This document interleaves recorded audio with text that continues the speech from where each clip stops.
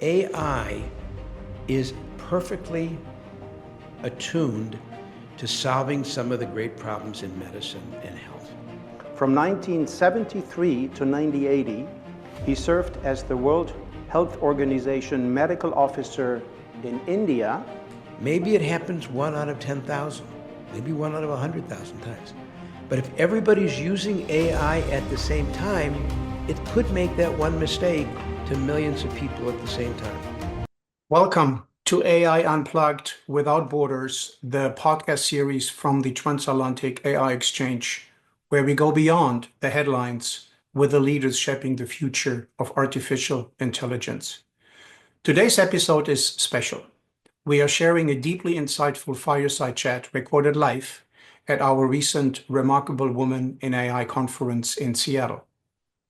As budgets for science, especially medical and public health research, shrink, how can individuals still drive meaningful impact? Larry Brilliant has been at the heart of historic moments, working with global icons like Martin Luther King Jr., Steve Jobs, Barack Obama, and the Dalai Lama. His journey spans medicine, spirituality, and social change, playing a key role in smallpox eradication in India, curing blindness in over 4 million people, and shaping Google's philanthropic initiatives as their first vice president many years back. AI is evolving at an unprecedented pace, reshaping industries, redefining creativity, and pushing the boundaries of intelligence.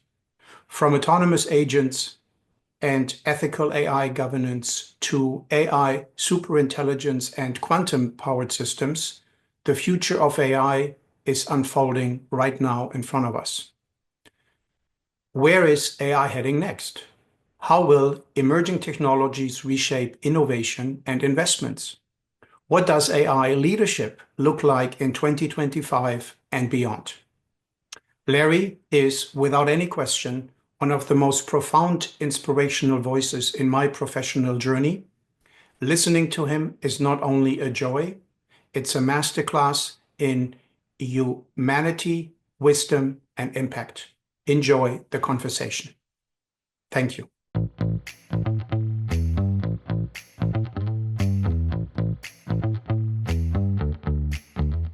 So I am sitting here with an individual that we have get to know for quite a while now. He gave a speech last night. You gave a speech a few months ago at Northeastern in Oakland at the Mills Institute.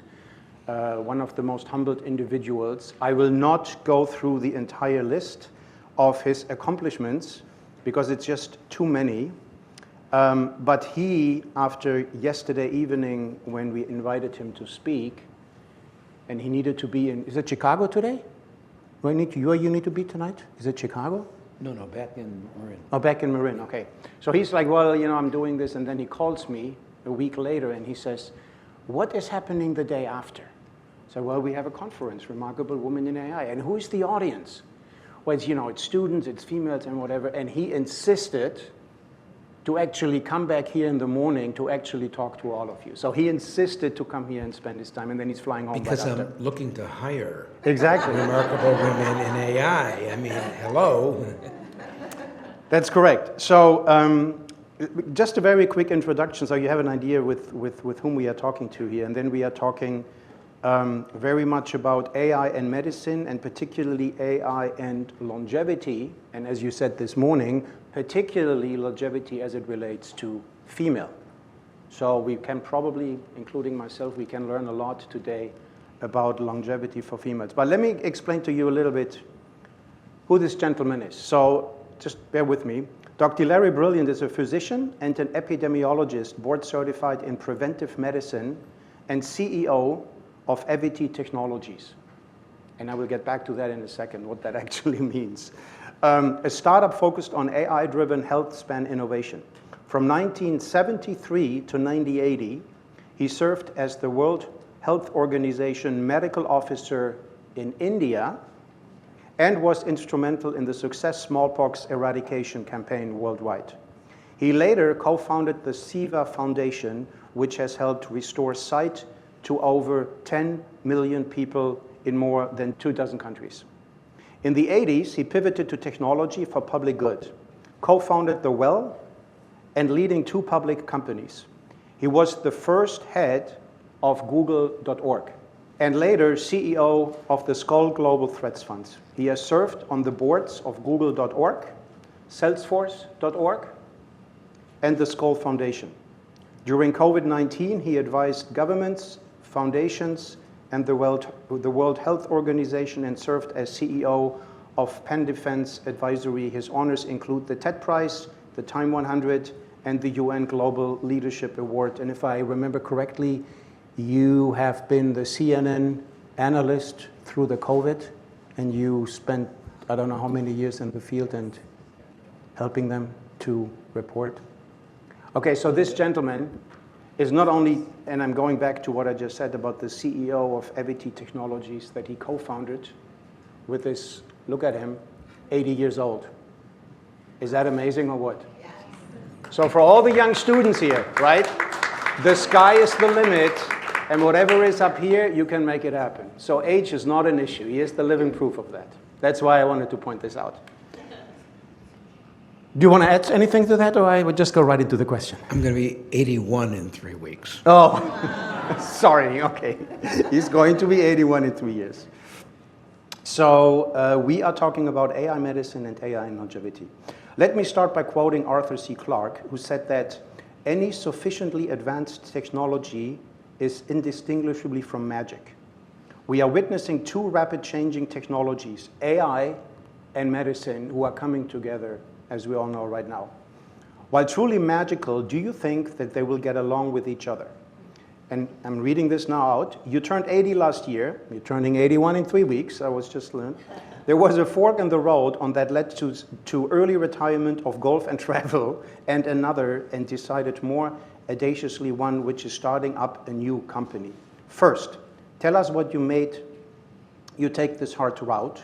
Second, tell us more about the company that you created. What's your vision, and what are the hopes for it? And then you talk about longevity. Well, first I want to talk about you. Okay. Thank you so much for bringing me here, and thank you for bringing all of us here. We Thank really you. appreciate Thank Caroline and everybody else. And Caroline, you know, we're really lucky. And I work a lot with Northeastern. My company works with the Institute for Experiential AI. We recently hired one of your top graduates, and she has solved a heretofore never solved problem in medical data science. So I'm thrilled to work with Osama and Sam Scarpino and these wonderful folks that you have there. So we have these 2 advanced technologies that are indistinguishable from magic. We all know that AI is indistinguishable from magic. I'm not sure that people understand that medicine, medical science, has now become indistinguishable from magic. I urge you to read a book called Why We Die by Venki Ramakrishnan, who won the Nobel Prize for Medicine for his unpacking of the role of ribosomes in the human cell. When I went to medical school, we thought these little things that were cellular inclusions were invaders from outer space. What the hell were they doing in our cells? Now we're beginning to understand the cadence of what happens when you age, why it looks like things gang up on us as we get older, and why and how we can avoid them. And with respect to these 2 magical events that are going on in your lifetime, they are not equally distributed. And they're certainly not equally distributed between men and women. Let's talk a little bit about that. And I'm glad that you called me an ally. I think I first became an ally about 35 years ago when I was running a public company called SoftNet Technologies. We introduced something to the world called 802.10. You've never heard of that before, but it's Wi-Fi. Not yet. And I was invited to give a keynote talk at Comdex. Most of you have never heard of that either. Probably not. But it was a big deal a long time ago, along with dinosaurs and in the Pleistocene. And I was invited by a group called Geek Girls. How many of you heard of Geek Girls? So I was the first speaker at a Geek Girl conference at Comdex. So It helped me to understand that the distribution in those days of engineers between men and women was 95 to 5. Idiotic. So I've been interested in this for a very long time. When the pandemic began to ebb and I didn't have to sit in front of Anderson Cooper not knowing what the hell he was going to ask me a question in front of millions of people live on television, and I didn't have to wake up every morning and read science on viral evolution, I started thinking more and more about longevity. Let me give you some data. In the last 100 years, in America, life expectancy has doubled from around 40 to around 80. A friend of mine and I, Stephen Berlin Johnson, did a PBS special on that. It's a 4-part series, and it's called An Extra Life. If you're interested in knowing why and how life expectancy doubled, take a look at that. But the interesting thing to me wasn't that life expectancy had doubled, was that sick span, which you've never heard of, which is the gap between health span, years of healthy life, and longevity, had not only increased as much as life expectancy, but it had gone from 1 year, 100 years ago, one year. 100 years ago, we died at 40 and we lived 1 year unhealthy. Today, we live 12.5 years in sick span, unhealthy. And think for a moment, just pause, think about your parents, think about your grandparents, think about your cousins, your uncles, the people you all know people who have spent the last years of their life, more than a decade, in sick span. That is not equally distributed. Women, if it's 12.5 years, women spend 14 years in sick span, men 9. Why is it? Because the things that cause us to get ill and die or lose health are different in men and women, and there's about 4 or 5 major differences. Number 1, Alzheimer's and dementia, 2/3 to 3/4 women. Chronic fatigue syndrome, long COVID, long Epstein-Barr disease, 2/3 to 3/4 women. Osteoporosis, osteoarthritis, broken hips, 2/3 women. And despair, 2/3 women. And despair is not mental illness. Despair is a modern phenomenon. It is a normal reaction to a fucked up world. It's when you lose your family, you lose a child, you lose a job, you lose your house, you're out on the street, whatever it is that causes despair. So I thought if I did some small regression analyses and looked at unpacking the causes of sick span, the causes of that loss of healthy longevity, and I unpacked it, then I could create a company that hired super specialists in each of those areas, which I've done. So obviously some of them are obvious. The cardiology professor that you've got to get, the cancer curator, the Nobel Prize winner, Jim Allison, is my cancer curator. Pediatrics is a big part of that. But I populated my AI by having it trained as a physician. It's trained as if it were a medical student in a 4-year medical education. Then it's trained by specialists in these 15 areas. That's just the beginning.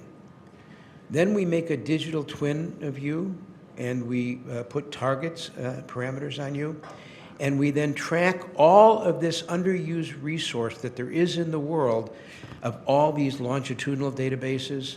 We have 25 million de-identified health records, and we try to find people like you who lived, who are the age you are now 20 years ago. And then we do what we cutely call a retrospective, prospective, in silico study in epidemiology. That's what we're doing. We're trying to build a company that can unpack the things that you can do to promote longer years of healthy life and shorten the period of sick span. And as I said, it's a big deal for women. Yesterday I told everybody that how horrible I felt. I'm board certified in preventive medicine. When my wife was perimenopause, those were old times, I told her to avoid estrogen replacement therapy. Because in those days, we were told that estrogen replacement therapy was carcinogenic. I was not alone in making that mistake. Now we know for every year a woman postpones menopause with estrogen replacement therapy, she increases health span by 3 years. That's a hell of a bargain. Why the hell didn't I know that? And why didn't my peers know that? Because the research isn't done. So I'll end this part of it. Until 12 years ago, women were not involved in or recruited for or part of any of the FDA clinical trials. What? So basically, women have been overdosed by most antibiotics and medications by about 30–40%, all during that period of time. And here's even worse. When my friend Francis Collins was the head of the NIH, he started looking at what happened in laboratory animals. Until 6 years ago, no laboratory animals were female. No mice, no rats, no monkeys. Why?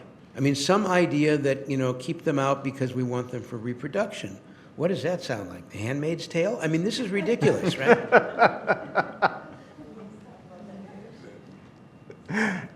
I like the way you say things, because I would say it's memorable, right? It will stick with us. So besides the longevity, you have a lot of potential future scientists, researchers, postdocs, students, whatever. What advice would you give them with your wisdom and experience and being an entrepreneur at 80 plus in regards to the future, particularly as it relates to AI? We all know there's AI in regards to scarcity, there's AI in Hollywood version, and there is AI with replacing everybody, coding is not necessarily anymore. What advice do you give the latest or the younger generation how to move forward and actually tackle it? Don't be shy and, walk away from it. I think it's the opposite. This is my 8th startup, and I ran, as you said, 2 public technology companies, Network Technologies and SoftNet Technologies. Some of the greatest companies in American and world history were created during the darkest times, during depressions, recessions. And if you look around, these are pretty dark times. If you just look at the velocity of money, it's stopped. Venture funds are constipated. That's a word that I'd like you to think about. And they're constipated because they've had no exits, there have been no sales of companies, they can't get liquid, they can't return money to their LPs. If they can't return money to their LPs, they can't take money back from their LPs to start a new fund. So the world is constipated in terms of financing new enterprises.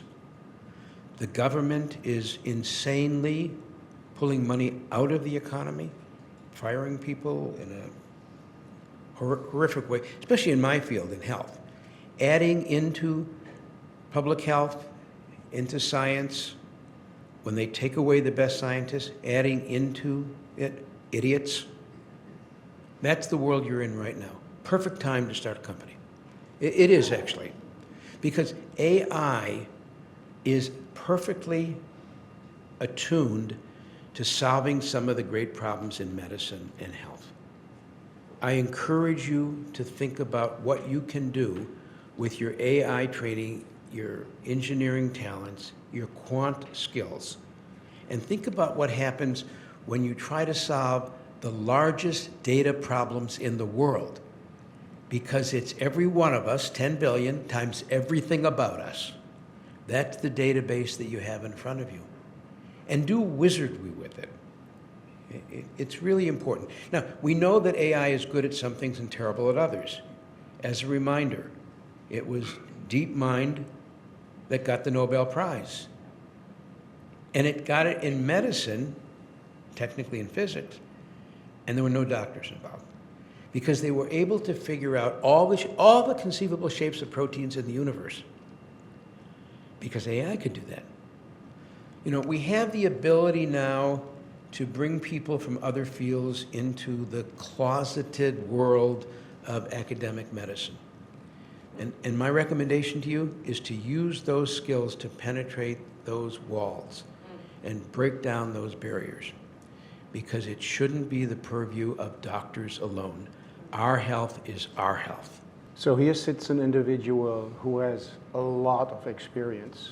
And I would encourage now, particularly the younger people here, it wasn't planned, but I think it's worth it. I would like to actually stop here and opening it up for questions. I would assume, hopefully, you have a ton of questions in regards to everything he just said, or for your own future, or directions or wisdom. Please ask him any questions that you like. And I have a mic. I will come to you. Don't be shy. Say the younger guys. Not age, no age discrimination, including myself. Yeah, so thank you so much. Till I, met you, I'm in early 40s and I already feel old. Hold it a little closer. Okay, sorry.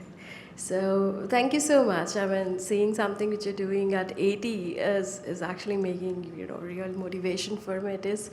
So thank you so much for that. There's a lot of noise, be it social media, be it AI, be it the political situation across the geographies. How can a professional, focus and cut down the noise? What do you do to ensure that you have stayed a plan in place? Maybe how do you focus on one thing when there's a lot of noise around everything, be it health, be it technology around health, right? There's a lot of noise in the system, for sure. I mean, in AI, I think, Plato said that the unexamined life is not worth living. I think that's true for all of us. The unexamined AI is also pretty dangerous. AIs are great at finding a match between the tens of thousands of antivirals and antibiotics that have been tried in trials and didn't work, but were safe. And to take that large number of candidates and match them with all the diseases that we don't have a solution for. This is a brilliant use of AI. AIs are terrible in talking to human beings. The hallucination, which, by the way, the very, very old Journal of Philosophy from Oxford did a special issue, and the cover, it was "Call It By Its True Name. It's Bullshit." And it was talking about how an AI thinks. And it was saying, don't call it hallucinations. That's anthropomorphizing it. Don't call it errors. It's not errors. It's doing exactly what it's programmed to. I have had the following experience where I actually asked ChatGPT about a research project and about an idea, and I said, does it exist? They said yes. I said, who wrote the article? It gave me the names of all the scientists and their academic credentials and their citations. I said, great, can you give me an abstract? It wrote out the abstract for me. I said, where did it occur? Can I get a copy of it? And it said, whoops. The entire thing was made up. It even changed the name of the journal. It cited the American Journal of Medicine and Sports when the accurate journal is the American Journal of Sports Medicine, and none of the people existed that it made up, and none of their references existed. I can't, as a physician, allow that thing to talk to my patients. An AI could, conceivably, it's not going to happen. I had this conversation with Peter Lee, who many of you know wrote the first book on medicine and AI, and I said, Peter, it is possible that ChatGPT, Copilot, could prescribe lead for iron deficiency anemia. Why? Well, they're both four-letter words for metals. They appear next to each other in the periodic table of the elements. And the AI thinks by adjacencies. The next adjacent word that you find in a Google search to iron is iron pipe, and the next adjacency that you find for lead is a lead pipe cinch. So it's a lead pipe cinch that an AI will make hallucinations that bad infrequently. And that's the cover story. Maybe it happens 1 out of 10,000, maybe 1 out of 100,000 times. But if everybody's using AI at the same time, it could make that one mistake to millions of people at the same time. I don't want to be too dire in my warning because I love AI. I use it every day. I talk to everybody, all my friends, ChatGPT, Gemini 2.5, go Gemini, go Google, you know. I love Anthropic. I mean, really, who doesn't love talking to Claude? I mean, I love all of them. But everything should be fit for purpose. The British have an expression about horses who are running in a track meet. Some are mudders, some like a dry track, some are sprinters, and some are long-distance runners.